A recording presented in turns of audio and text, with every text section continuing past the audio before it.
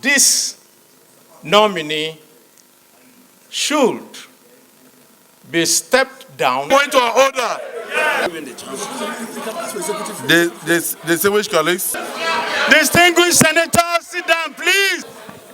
The President of the Senate is on his feet.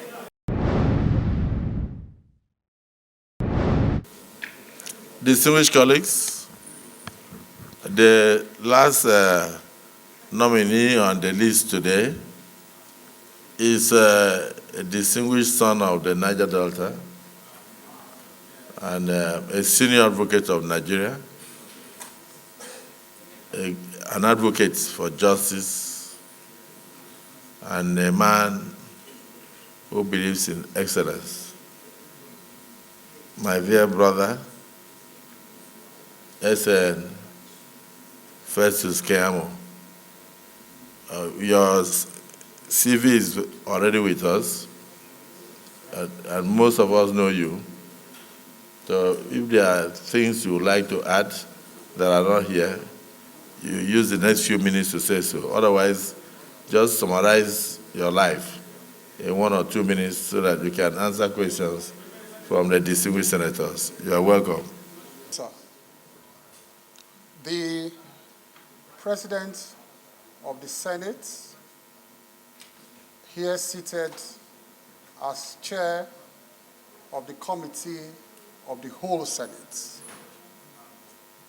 His Excellency, Distinguished Senator Godswill Obot Akpabio, Commander of the Order of the Niger, and once my boss, always my boss, at the Ministry of the Niger Delta Affairs. So, sir, my boss, I also present myself to you today to hear your testimonial about me as your mentee in the Ministry of the Niger Delta Affairs, where you were a boss. We enjoyed a convivial relationship when we were both at the Ministry of the Niger Delta Affairs. The Deputy Senate President, all the principal officers of this most revered Senate, and in particular, I pay special recognition to my 3 senators from Delta states. Distinguished Senator Ede Dafinone, Distinguished Senator Joel Onowakpo Thomas, and Distinguished Senator Ned Nwoko, who are very, very personal friends to me for so many years, sir. My name is Festus Egwarewa Adeniyi Keyamo. Paternally, I'm from Delta State, in particular, Uwe local government area of Delta State. And maternally, I'm from Ogun State, in particular, Yewa South local government of Ogun State, Ilaro. And I'm also a constituent of Distinguished Senator Solomon Adeola Olamilekon, who is popularly known as Yayi. He's my senator from Ogun West. In fact, he knows I'm from the royal home there, my mom, where they call Oju Orono in Ilaro. And we enjoy a very, very convivial relationship. I also see so many senators here who are my mentors, my political leaders, who have personal friends over the years, comrades too. I see 3, 4, 5 comrades here who we have enjoyed very excellent relations over the years. I greet all of you, sir. My appearance here today, sir, can only be by the grace of God, sir, and by the special benevolence, and I repeat, special benevolence of our President, President Bola Ahmed Tinubu. And I want to say a special thank you to him for giving me this rare opportunity to serve. In fact, why I say I give all the glory and adoration to God is that on Friday when my name was announced on this floor, I was already packed, my bags and baggies were already packed with with my family. We were going on a short vacation. I had given up any hope to be here when all of a sudden they said my name had been announced from Lagos. So I started rushing back and we had to cancel all our trips to go on vacation. So I give God all the glory and all the adoration, sir. Briefly, sir, I am a member of the INABA, sir. I'm a senior advocate of Nigeria. I practiced law for about 30 years, sir. And I'm also a fellow of the Chartered Institute of Arbitration in the United Kingdom. And so I also practice international arbitration, sir. I was called to the Nigerian bar about 30 years ago, sir. And over this period, sir, I have used the instrumentality of the law in many situations to advance the cause of democracy, sir, and the respect for the rule of law. That has been the story of my life. In fact, coincidentally, sir, when our present president was in exile, fighting for the return of democracy in Nigeria, President Bola Ahmed Tinubu, we were the young lawyers in Nigeria here who were empaneled by my late boss then, the late Chief Ganifa Emi, who were coordinating the release of NADECO leaders who were detained across the country at that time. Many of them. So that was the role we were playing while our president was abroad at that time on the platform of NADECO, also fighting for the return of democracy to Nigeria. So coincidentally, our paths crossed again when I joined the Action Congress of Nigeria in Delta State, just at the cusp of forming the All Progressives Congress at that time. And of course, we were the foundation members of the APC from the ACN in Delta State, sir. Sir, my struggle and battle for the respect for the rule of law also led me at some point, sir, to fight for the rights of the Senate. And I'm sure you all know that, sir. That over the years, I felt that because we had left military rule, that it was important for the military to subject itself to this democratic institution. This is a star democratic institution that we have. When the military they take over power, they suspend their first port of call is in parliament. They suspend parliament. So because this is the bastion of democracy. So I felt that if I looked at all the provisions of the law, and I felt the military had to bow to this Senate, had to subject itself to the authority of the Senate. And so on my own, I wrote then to the Senate President, Senator David Mark, I wrote to the then Attorney General Andwaka, I wrote to all of them that, look, this procedure is not right. The military must come here for confirmation before they assume, their duties, the service chiefs. So I went to court on my own volition. And I won the case for this Senate, for the National Assembly, to have a voice in the confirmation of service chiefs. And that's the powers you are enjoying today. And that is the case of Keyamo against the President of the Federal Republic of Nigeria, which I won, and that was how I fought for the powers of this Senate. I've also served as a private prosecutor for the Economic and Financial Crimes Commission for so many years, before I was appointed a minister in 2019. And in that role, I served the country in prosecuting, economic and financial crimes, politically exposed persons. And also, as a private lawyer, I represented clients across the country, both the rich and the poor. I represented so many of them. In the course of that, I won so many of the cases. I lost so many of the cases, like all lawyers do. And of course, many of them are still pending in court. This passion for the promotion of rule of law and human rights led me to receive the global award called the Global Human Rights Award by the United States Global Leadership Council in Washington in 2017. I was conferred with this global award. And in 2019, sir, I appeared before this same revered Senate. I appeared here as a ministerial nominee.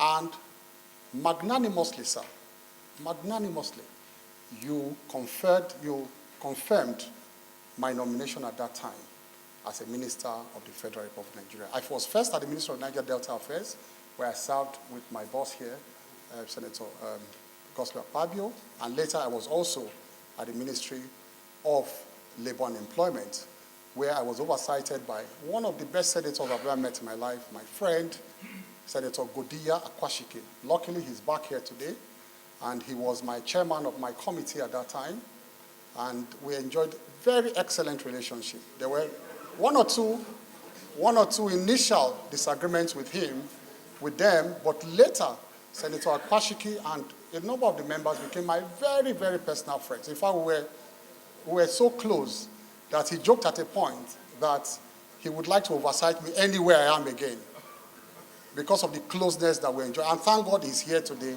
seated. One of my best allies, best senators I've worked with, Senator Godiya Akwashiki. So I respectfully present myself, sir, respectfully, for screening and magnanimous confirmation as a senator or as a minister of the Federal Republic of Nigeria. Thank you, sir.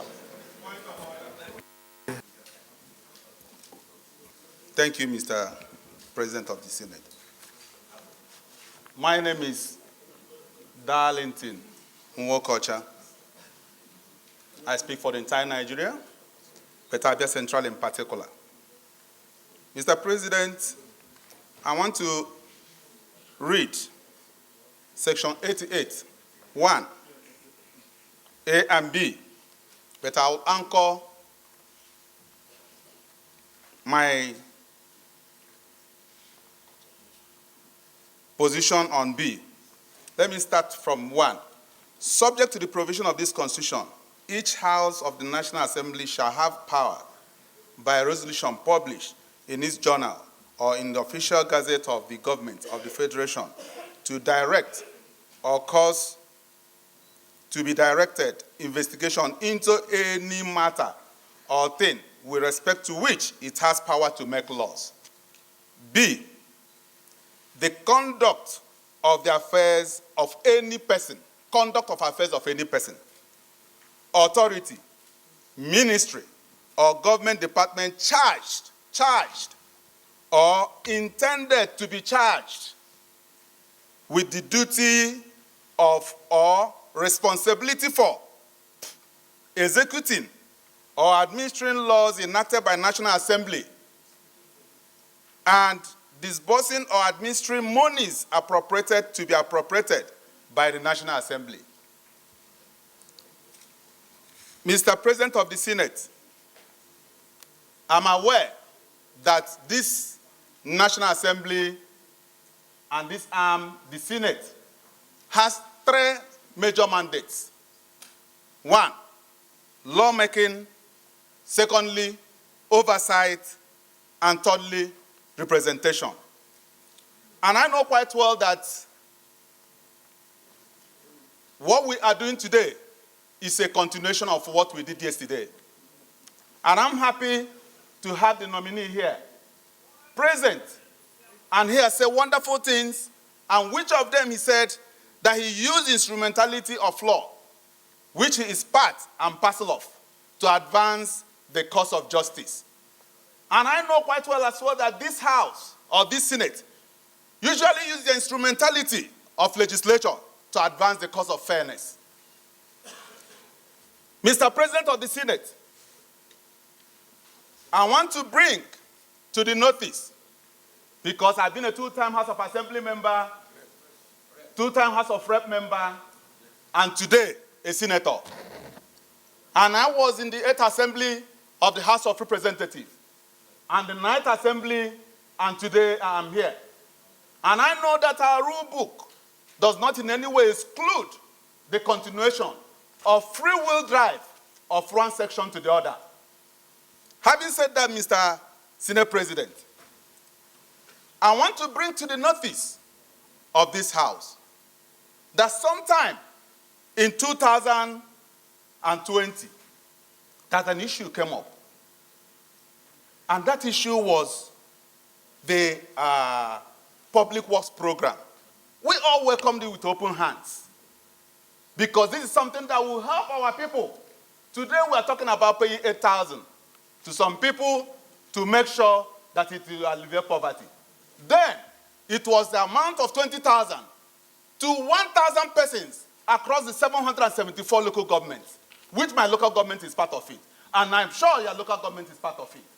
And today, 1,000 per each local government minimum, 20,000 naira, has a great multiplier effect that will make our people cushion so many effects that would have led our people into a very greater height. But what really happened? At a point, we wanted to carry out our responsibility, because if some people can use the instrumentality of law which they find themselves within their confines of their own authority, to advance for all their justices. Why can't we use the instrumentality of the legislature to support our people and help the populace, which we represent? Then, at that point, we invited the nominee, because this thing has been a subject of controversy and public debate, which I don't know. We wanted to know and give him fair hearing. Please tell us, because it's now within our own confines authority to know what happened to our constituents. Say, please come and tell us what really happened. What is the structure? What are the indices you are using to carry out these things? Because our people will hold us responsible and accountable.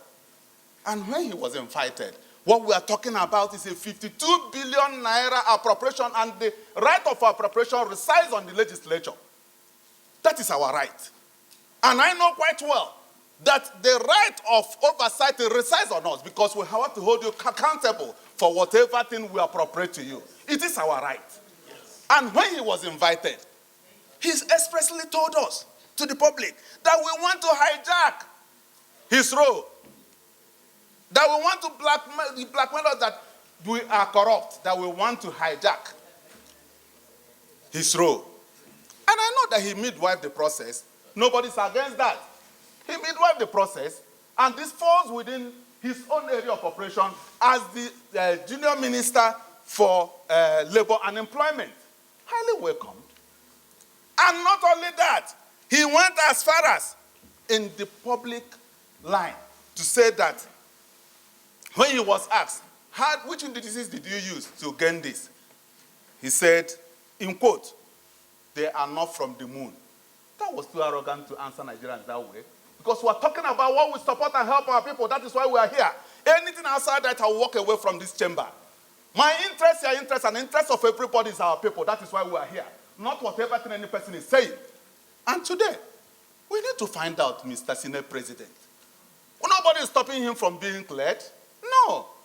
And I'm happy the way the president has sent so many people, great people here.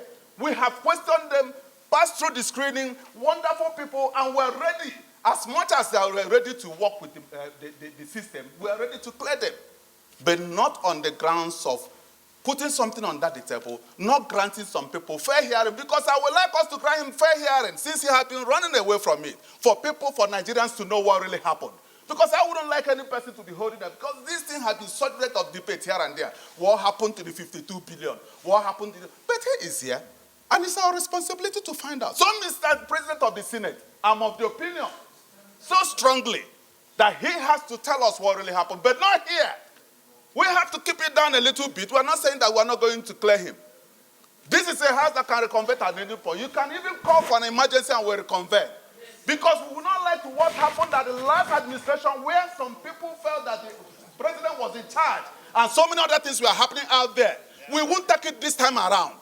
We want a situation, we hold you responsible from the onset. Since Mr. President has started showing us the right hand, we must follow along that side to make sure that we work with him in that right hand as well.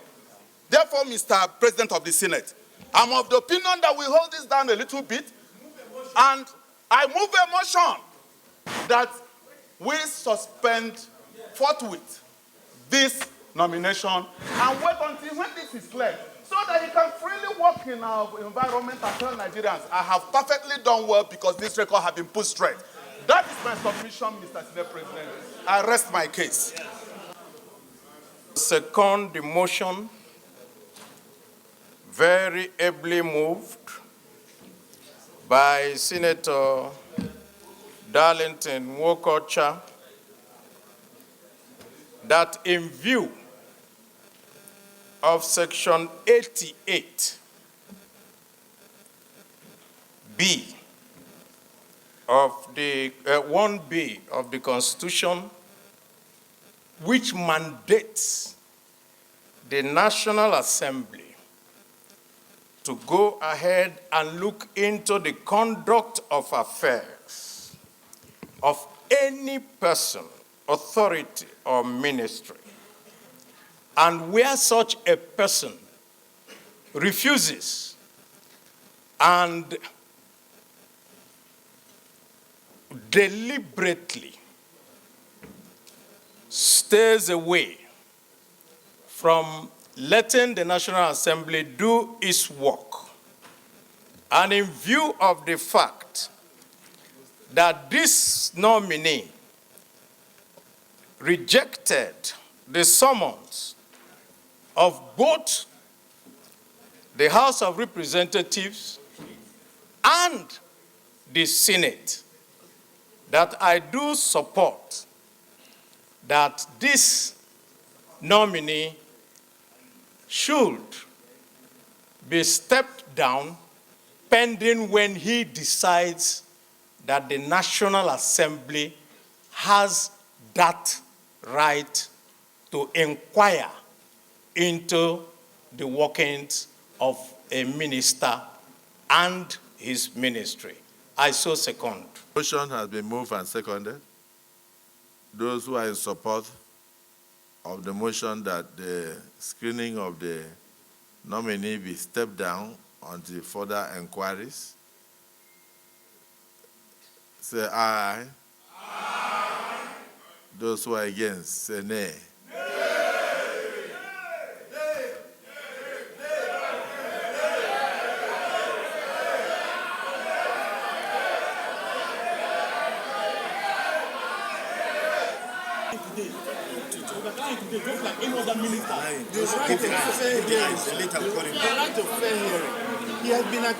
They say which Give him the chance to talk. We're supposed to be fair. Give him the chance to talk. They say which colleagues? They say which colleagues?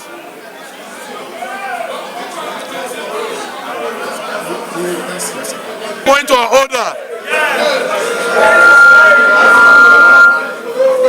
Mr. President, point of order. Order, please. Distinguished senators, sit down, please. He can only be.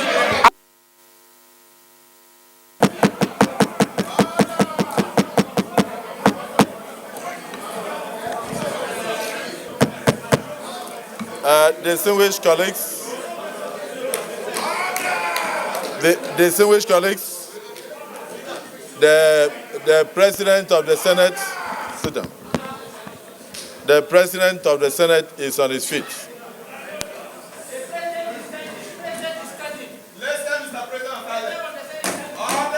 Refer to Order 62 of our rules, and I'll read for those who may not have gone through. Whenever the President of the Senate or the chairman rises during a debate, any senator then speaking or offering to speak shall immediately sit down, and the Senate or the committee shall be silent so that the President of the Senate or the chairman may be heard without any interruption.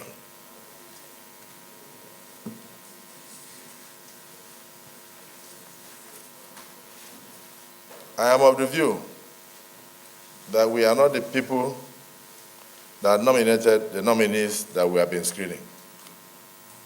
From the president, a lot of indices must have been taken into consideration. Under a rowdy situation, we cannot arrive at anything.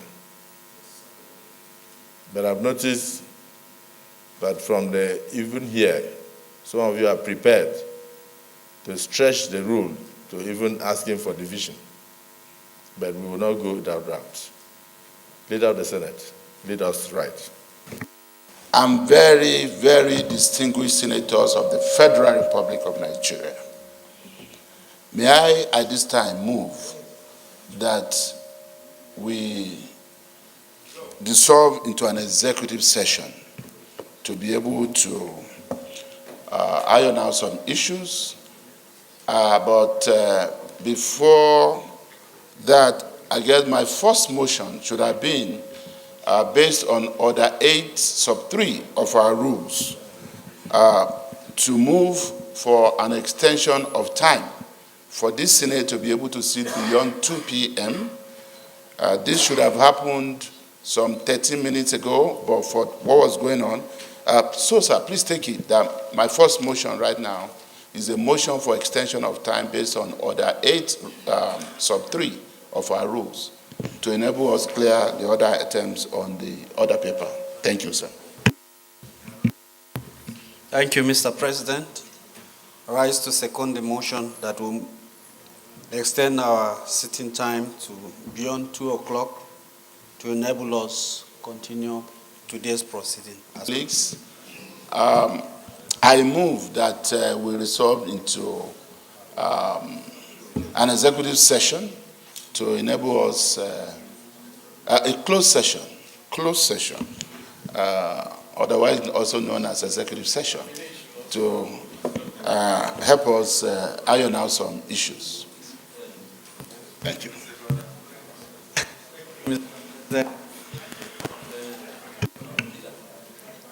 I rise to second the motion that we resolve into a closed session to discuss